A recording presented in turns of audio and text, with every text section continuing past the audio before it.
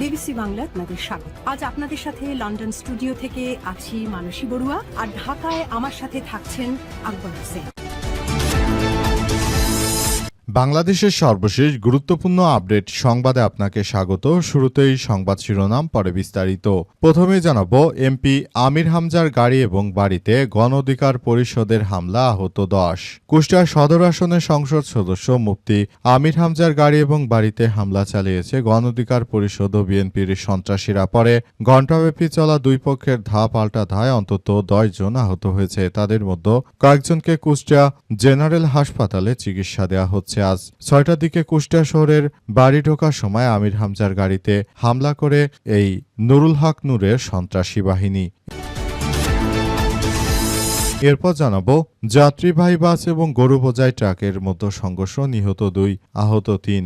ঢাকা টাঙ্গাইল মহাসড়কের কালিয়াকৈর বাইপাস এলাকায় যাত্রীবাহী বাস ও গরু বোঝাই ট্রাকের সংঘর্ষে 2 জন নিহত এবং 3 জন আহত হয়েছে। এই ঘটনায় একটি গরু মারা যায় এবং 5টি গরু গুরুতরভাবে আহত হয়েছে বলে জানা গেছে।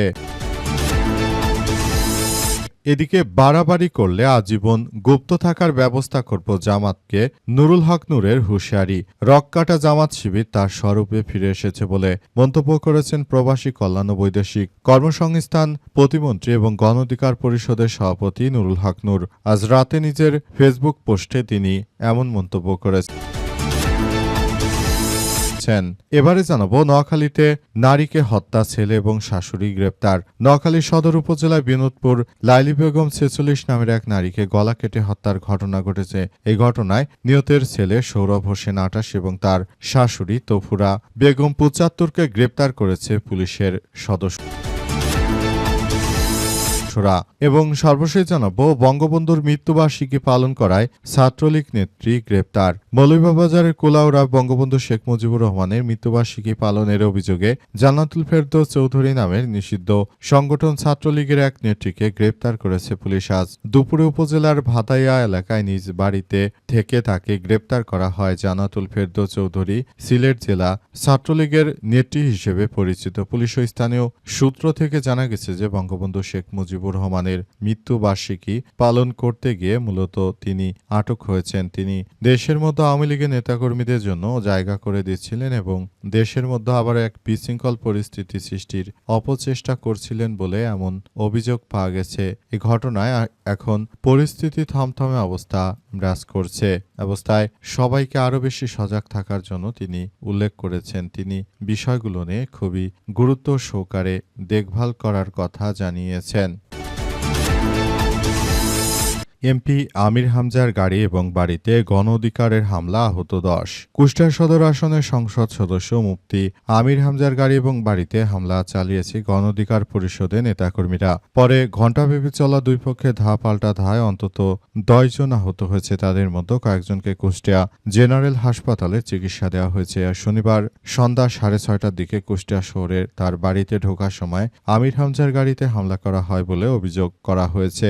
একই সময় তার বাড়িতে হামলার অভিযোগ পাওয়া গেছে। সংসদ সদস্যের অভিযোগ, এ সময় পুলিশ সদস্যরা সক্রিয় ভূমিকা পালন করেনি। রাত 8টার দিকে মোবাইলে আমির হামজা জানান যে আজ সারাদিন হরিনারায়ণপুর ইউনিয়নে সফরে ছিলাম। বাড়িতে ঢোকার সময় হঠাৎ করে গাড়িতে হামলা চালায় দুর্বৃত্তরা। একই সঙ্গে বাড়ির দরজা জানালেও হামলা করেছে। এ সময় গাড়িতে বসা অবস্থায় আমার হাতে আঘাত লেগেছে, আমার চাচার পায়ে আঘাত লেগেছে। জামাতের 5-6 জন নেতাকর্মী হাসপাতালে চিকিৎসাধীন। এজন্য গণ অধিকার পরিষদের নেতা নুরুল হক নূর দায়ী। এই নুরুল হক নূরের কারণেই মূলত এই ধরনের সন্ত্রাসী ঘটনাগুলো ঘটছে। দেশটাকে তারা আবারও এক ভয়াবহ বিপর্যয়কর পরিস্থিতির মধ্যে ঠেলে দিচ্ছে বলে অভিযোগ নুরুল হক নূরের। তিনি জানিয়েছেন যে দেশটাকে তারা মগের মূল্যকে পরিণত করতে চায়। এ অবস্থায় দেশের অভ্যন্তরে আবারও ভয়াবহ কার্যক্রম শুরু হয়েছে। এই ঘটনার মধ্য দিয়ে সবাইকে আরও বেশি সতর্ক অবস্থানে থাকতে হবে। বর্তমান সময়ে যে ধরনের ঘটনাগুলো ঘটছে সেটা আমাদের এই কার্যক্রমগুলোর মধ্যেই ঠেলে দিচ্ছে। এটি আমাদের জন্য খুবই এক বিপজ্জনক কার্যক্রম হিসেবে দেখা হচ্ছে। এই মুহূর্তে আসলে বিষয়গুলো আমাদের মধ্য দিয়ে যে এগিয়ে যাচ্ছে সেগুলো অবশ্যই দেখভাল করতে হবে। যাত্রীবাহী বাস ও গরু বোঝাই ট্রাকের সংঘর্ষে নিহত 2, আহত 3। ঢাকা টাঙ্গাইল মহাসড়কের কালিয়াকৈর বাইপাস এলাকায় যাত্রীবাহী বাস ও গরু বোঝাই ট্রাকের সংঘর্ষে 2 জন নিহত এবং 3 জন আহত হয়েছে। এই ঘটনায় একটি গরু মারা যায় এবং 5টি গরু আহত হয়েছে। আজ বিকেলে এই দুর্ঘটনা ঘটে। পুলিশ ও স্থানীয় সূত্র থেকে জানা গেছে, বিকেলে গরু বোঝাই একটি ট্রাক নিয়ন্ত্রণ হারিয়ে বাইপাস সড়কে একটি যাত্রীবাহী বাসের পেছনে সজোরে ধাক্কা দেয়। ট্রাকটি সামনের অংশ দুমড়ে মুচড়ে যায়। এই ঘটনায় ব্যবসায়ী হানিফ 30, ট্রাক চালক আলমগীর 30 ঘটনাস্থলে নিহত হয়েছে বলে জানা গেছে।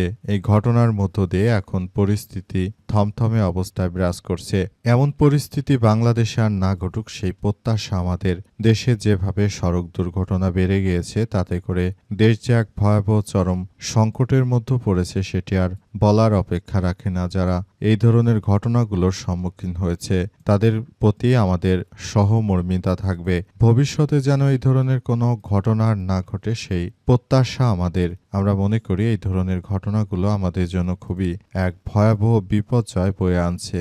দেশে আসলে যেভাবে ভয়াবহ বিপর্যয়কর পরিস্থিতি সৃষ্টি হয়েছে সেগুলো আসলে এই মুহূর্তে আমাদের জন্য খুবই এক দুর্ভাগ্যজনক ব্যাপার হিসেবে দেখা হচ্ছে।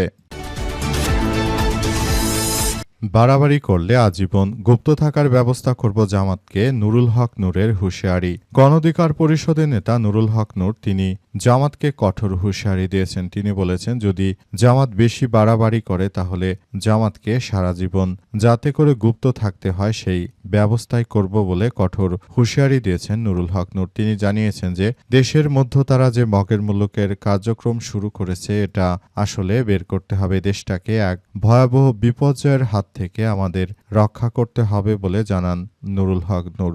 দেশটাকে একটি ভয়াবহ বিপর্যয়করের হাত থেকে এই মুহূর্তে রক্ষা করাই আমাদের প্রধান কার্যক্রম বলে জানিয়েছেন তিনি। নুরুল হক নূর আরও জানিয়েছেন যে গুপ্তরা দীর্ঘদিন ধরে গুপ্ত থাকার মধ্য দিয়ে তারা দেশটাকে একটি সন্ত্রাসের অভয়ারণ্যে পরিণত করতে চায়। এখান থেকে এদেরকে বের করে আনতে হবে। গুপ্তরা যাতে করে ভবিষ্যতে আর কোনো ধরনের সন্ত্রাসী কার্যক্রম করতে না পারে সেটি আমাদেরকে দেখতে হবে বলে কঠোর হুঁশিয়ারি দিয়েছেন নুরুল হক নূর। তিনি জামাতকে বাংলাদেশে আর রাজনীতি করতে দেবেন না এই ধরনের কথাবার্তা বলেছেন। তবে এখন পর্যন্ত জামাতের পক্ষ থেকে কোনো প্রতিক্রিয়া জানানো হয়নি। জামাতকে শেখ হাসিনা নিষিদ্ধ করতে চেয়েছিল, শেখ হাসিনা দেশে থাকতে পারেনি। আশা করা যায় গণ অধিকার পরিষদের নেতা নুরুল হক নূরের মতো নেতা যেহেতু জামাতকে কঠোর হুঁশিয়ারি দিচ্ছে, জামাত তো এই ব্যাপারে যথাযথভাবে নূরের বিরুদ্ধে ব্যবস্থা গ্রহণ করবে। তাছাড়া আর কোনো কিছু এই মুহূর্তে করা সম্ভব হবে না। নোয়াখালীতে নারীকে হত্যা ছেলে এবং শাশুড়ি গ্রেপ্তার। নোয়াখালী সদর উপজেলার বিনোদপুর লাইলি বেগম 46 নামের এক নারীকে গলা কেটে হত্যার ঘটনা ঘটেছে। এই ঘটনায় নিহত ছেলে সৌরভ হোসেন 28 ও শাশুড়ি তফুরা বেগম 75কে গ্রেপ্তার করেছে পুলিশের সদস্যরা। পুলিশ প্রাথমিকভাবে জানিয়েছে যে সৌরভ মাদকাসক্ত বলে ধারণা করা হচ্ছে, তবে হত্যার কারণ এখনও নিশ্চিত হওয়া যায়নি। শনিবার বিকেলে আসামিদের বিচারিক আদালতের মাধ্যমে কারাগারে প্রেরণ করা হয়েছে। শুক্রবার ভোররাতে উপজেলার বিনোদপুর গোপাই গ্রামের আলী আজম মহুরির বাড়িতে এমন ঘটনা ঘটে। নিহত লাইলি বেগম ওই গ্রামের আলমগীর হোসেনের স্ত্রী। স্থানীয় সূত্র থেকে জানা গেছে, লাইলি বেগম এবং তার ছেলে সৌরভ একই বসতঘরে পৃথক কক্ষে বসবাস করতেন। আলমগীর হোসেন গ্রাম পুলিশ হিসেবে দায়িত্ব পালন করছেন। পুলিশ জানায়, শুক্রবার ভোর 6টার দিকে সৌরভ ঘুম থেকে উঠে তার মাকে শয়নকক্ষের মেঝেতে রক্তাক্ত অবস্থায় পড়ে থাকতে দেখেন। পরে বিষয়টি তিনি তার দাদি তফুরা বেগমকে জানান। তফুরা বেগম ঘরে গিয়ে লাইলির লাশ দেখতে পান। পরে তাদের চিৎকার শুনে আশপাশের লোকজন ছুটে আসেন। লাইলি বেগমের গলা ডান পাশে ধারালো অস্ত্রের আঘাত ও জখম ছিল। অতিরিক্ত রক্তক্ষরণে তার মৃত্যু হয়েছে। এছাড়াও তার বাম হাতের সামনের অংশ বাম হাঁটুতে জখমের চিহ্ন পাওয়া গেছে। পরে লাশ 250 শয্যা বিশিষ্ট জেনারেল হাসপাতালে ভর্তি করা হয়েছে। জানা গেছে যে উক্ত ব্যক্তির শাশুড়ি তাদের বাড়িতে ছিল। মূলত তিনি এই ধরনের হত্যাকাণ্ডটি ঘটিয়েছেন বলে জানা যাচ্ছে। এই ঘটনা এখন পরিস্থিতি থমথমে অবস্থা বিরাজ করছে।